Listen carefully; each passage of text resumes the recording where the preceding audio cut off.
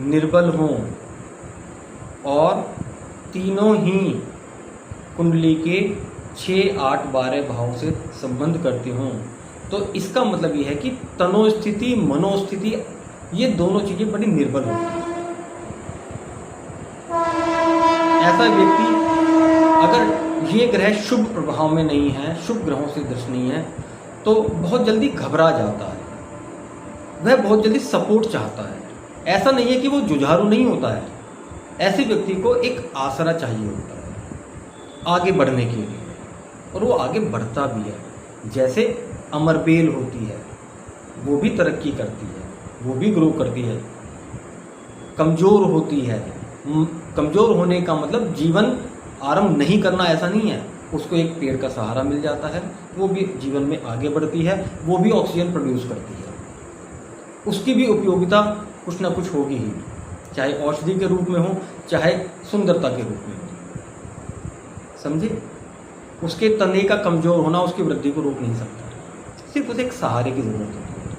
तो इस प्रकार का जातक जीवन में सहारा मिलते ही ग्रो कर जाता है, या फिर वो यह स्वीकार कर लेता है कि उसे जो सहारा मिल रहा है उसे उसके साथ ही आगे बढ़ता जाना है। जैसे ही उसके लिए वह सहारा माता पिता का हो सकता है, वह सहारा भाई बंधु का हो सकता है, वह सहारा एक नौकरी का हो सकता है, वह सहारा एक छोटा सा उसका व्यवसाय भी हो सकता है जीवन में उन्नति के लिए। इसलिए ऐसा व्यक्ति बहुत ज़्यादा साहसिक कार्य नहीं करता है, वह समाज में साधारण रूप से रह जाता है, लेकिन अपने जीवन को तो जीता ही जीता है। इसलिए हर भाव से जब हम विचार करते हैं तो उसमें सकारात्मक और नकारात्मक दोनों ही पक्ष मौजूद होते हैं। हमारा पहला प्रयास ये होता है कि किसी भी भाव संबंधी सकारात्मक विषयों पर चर्चा करें।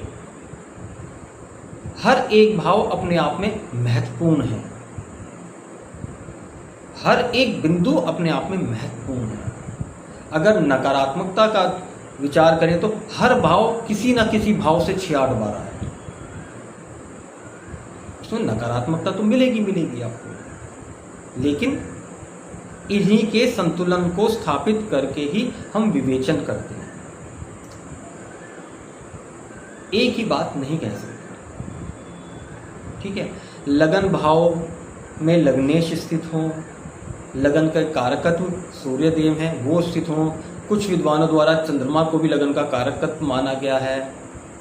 यहाँ पर भिन्न भिन्न मत, भिन्न भिन्न विचार हो सकते हैं। शुभ ग्रह हैं वो लगन पर प्रभाव डालते हैं, तो व्यक्ति की तनोस्थिति मजबूत हो जाती है,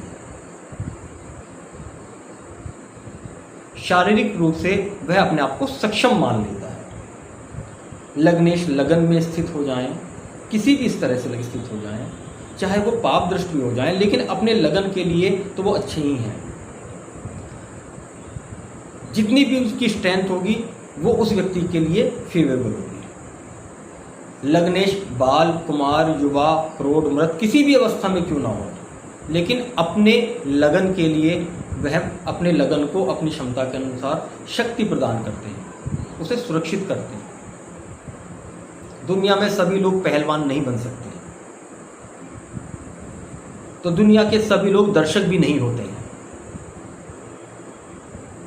यह व्यक्ति टू व्यक्ति निर्भर करता है कि वह दर्शक दीर्घा में बैठता है या फिर ग्राउंड में आकर के खेलता है। हर भावेश अगर अपने भाव में स्थित है या अपने भाव को किसी भी रूप में दृष्टि दे रहा है तो वह अपने भाव को बल प्रदान कर रहा है, वह भाव मजबूत हो जाता है। प्रत्येक भाव अपने शत्रु ग्रह से दृष्ट होता है तो वह भाव निर्बली होता है।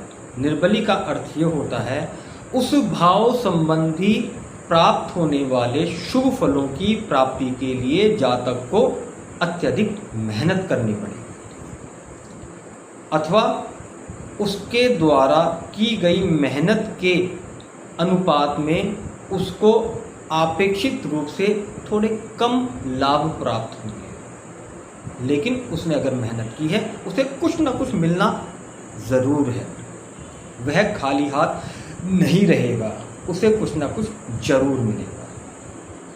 इसीलिए कोई भी ग्रह ना तो शुभ फल देता है ना कोई अशुभ फल देता है, वह सिर्फ फल देता है। हम अपनी मनोस्थिति के अनुरूप उसको शुभ या अशुभ की श्रेणी में डिवाइड कर देते हैं।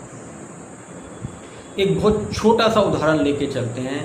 हम लोग घर में रहते हैं, बच्चे बूढ़े जवान सब लोग घर में रहते हैं, और हर एक घर में हम सभी लोग घर में कहीं ना कहीं कुछ कचरा भी करते हैं, जिसके कारण अक्सर हमारा घर गंदा हो जाता है। घर में माताएं, बहनें, गृहिणियां अपने घर की साफ सफाई रखने का पूर्ण प्रयास करती हैं। उन्होंने अभी सफाई की, आपने कुछ कचरा डाल दिया, गुस्सा आता है, इरिटेट होती हैं, मेहनत करती हैं।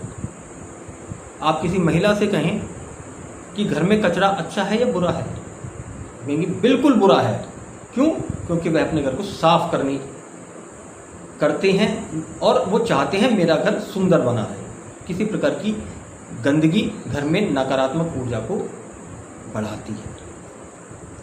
तो प्रत्येक महिला, प्रत्येक माता, प्रत्येक बहन क्रोधित हो जाती है जब उसके घर में कोई कचरा करता है।